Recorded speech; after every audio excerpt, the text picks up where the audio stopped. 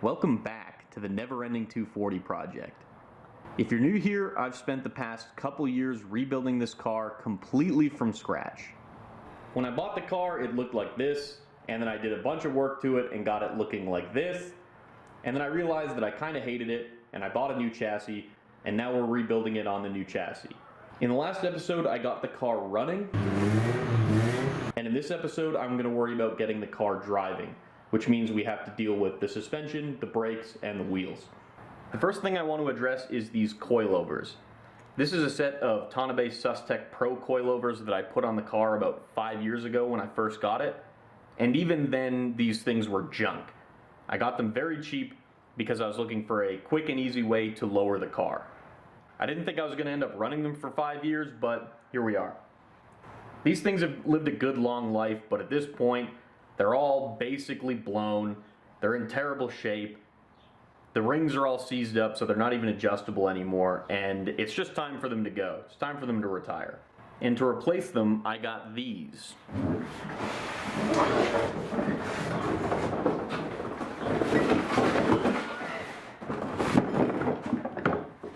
This is a set of Tian Flex Z coilovers.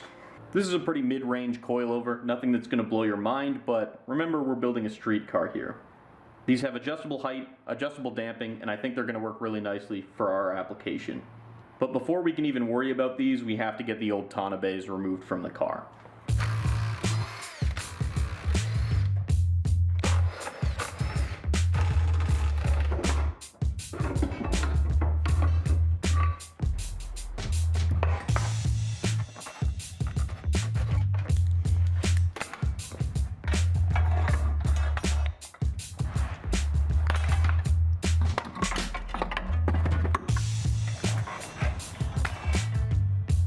Okay, now that we've got the old coilovers out, we can get started on putting the new coilovers in.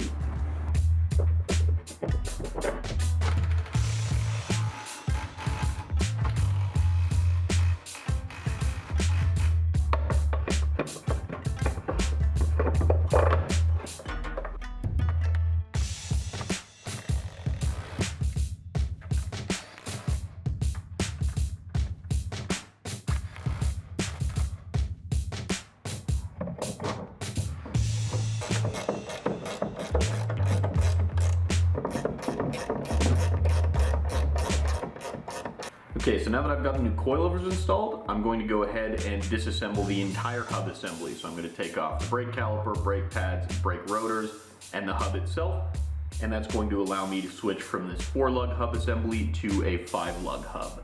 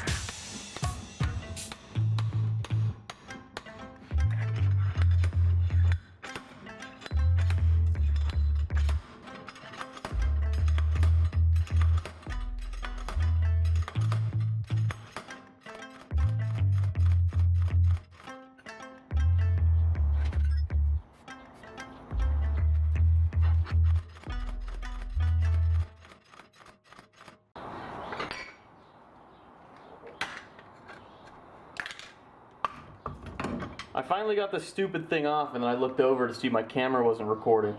That is without a doubt one of my least favorite jobs to do on a car. What a giant pain in the ass.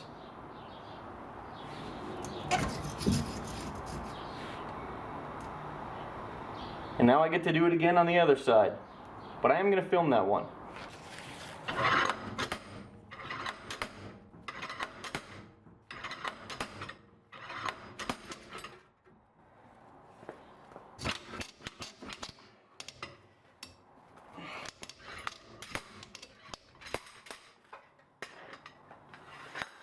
The passenger side came out a lot easier than the driver's side.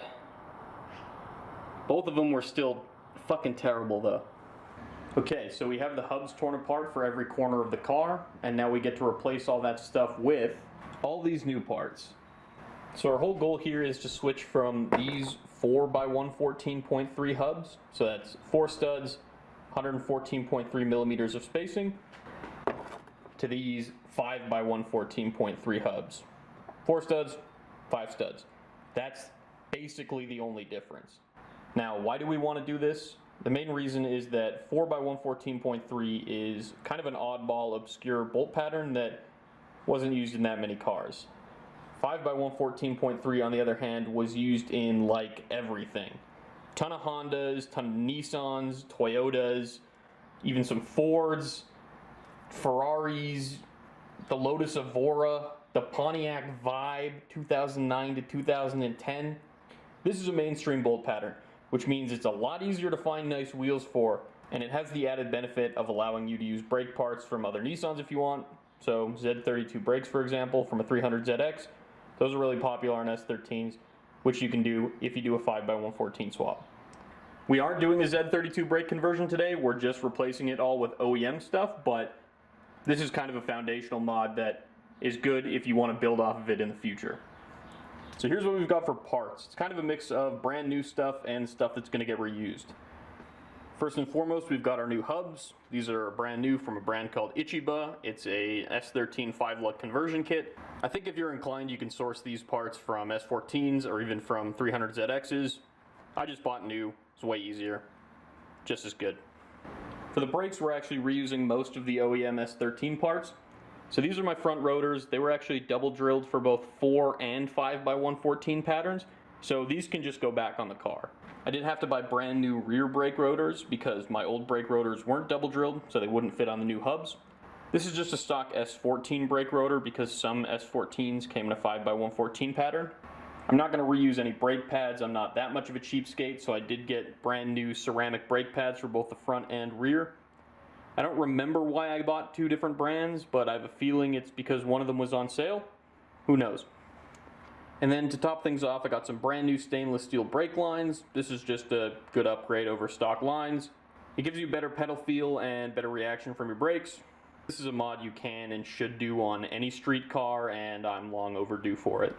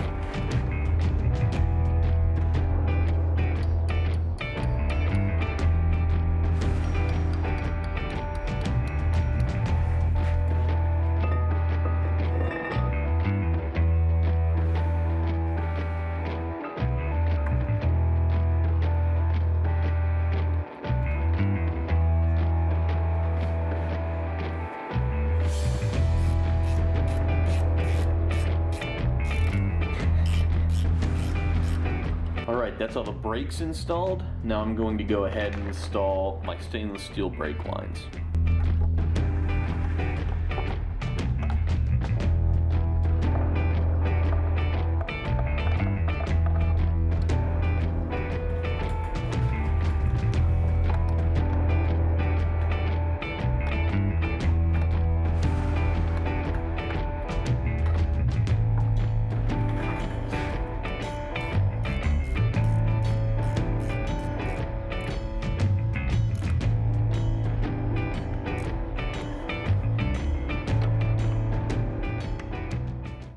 Okay, things are going great with the brake line installation. I got 3 corners done, and on the last corner, the rear passenger side, I ran into a bit of trouble. I couldn't get the fitting from the hard line to the soft line loose. I completely stripped it, and it was just, they're completely fused together. I wasn't able to do anything about it. So I ended up pulling the entire hard line out of the car, and I'm just going to make a new one because that's fucked.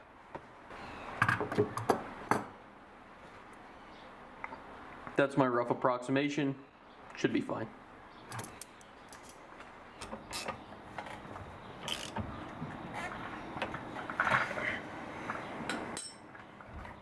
So with the new stainless steel lines installed on all 4 corners, we're just missing one more pretty important part of the braking system. Right now we have no master cylinder. I'm not really sure why I haven't installed that yet. I just never got around to it. It wasn't necessary until now. So I'm going to go ahead and install the master cylinder, hook all the brake lines up to it, and then we got a ton of brake bleeding to do.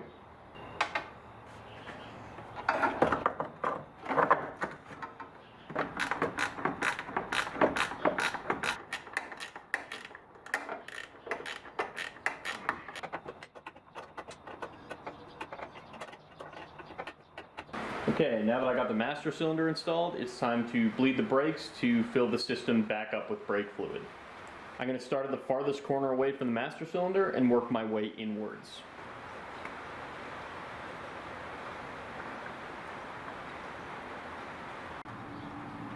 Okay, go ahead and pump the brakes a few times. Okay, go ahead and pump the brakes a few times. Pump the brakes a few times. Hello?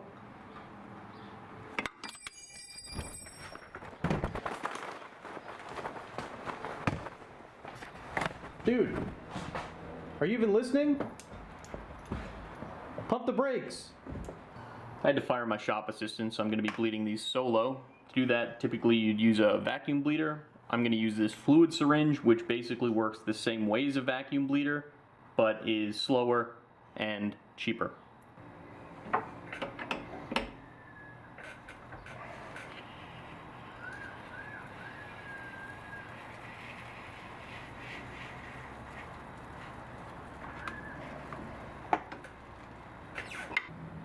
Alright, a bit of change of plans.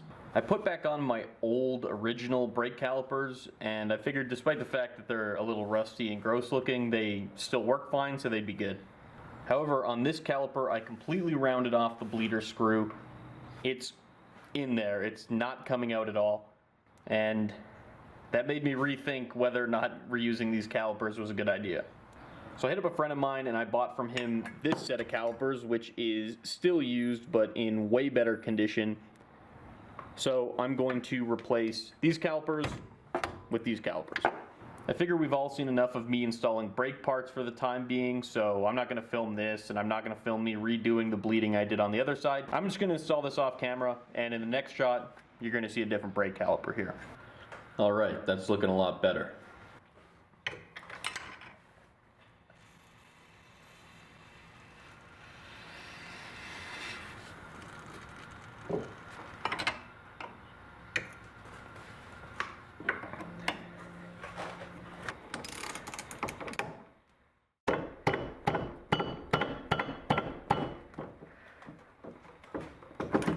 Ah, fuck off.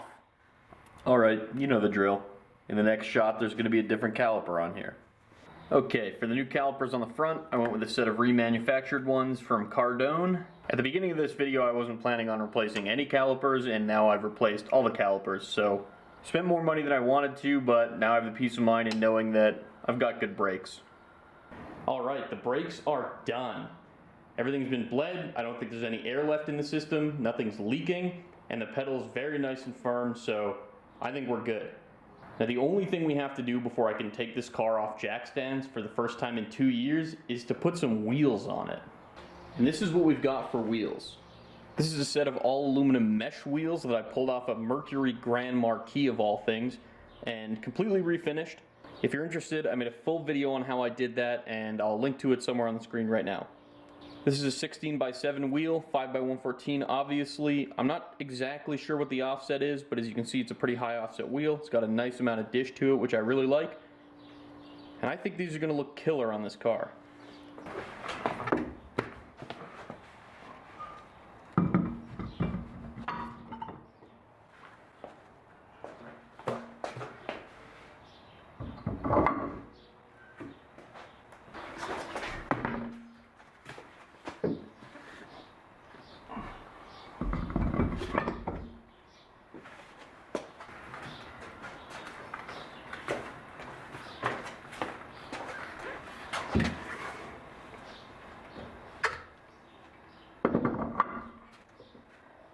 Woo! That is hot. I'm really happy with the way those look. I think personally, gold mesh wheels, red 240 is like the perfect combination. Also ignore the fact that I'm missing lug nuts on every wheel. I forgot that when you add more studs, you also need more lug nuts.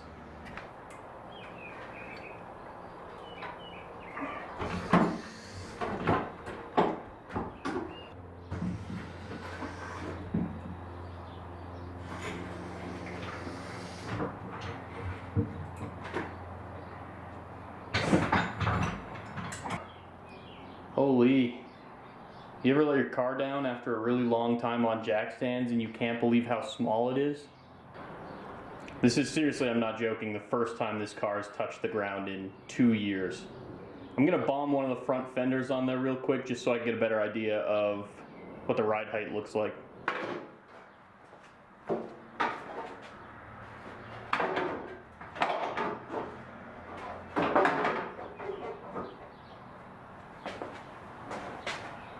Dear God, it's a monster truck. We can go way, way, way down on these things. Since this car is still not done, it's going to need to get lifted and lowered 100 more times probably, and it'll be way easier to do that if the car's riding a little bit higher. So I'm not going to worry about adjusting the coilovers right now, I'm just going to keep it like this.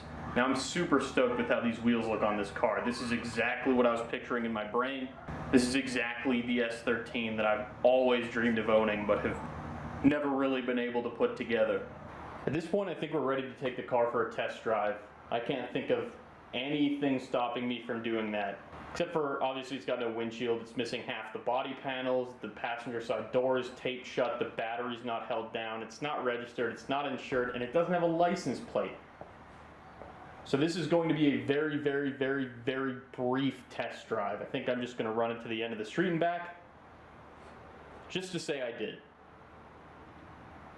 Just so I can claim that this car moves under its own power again.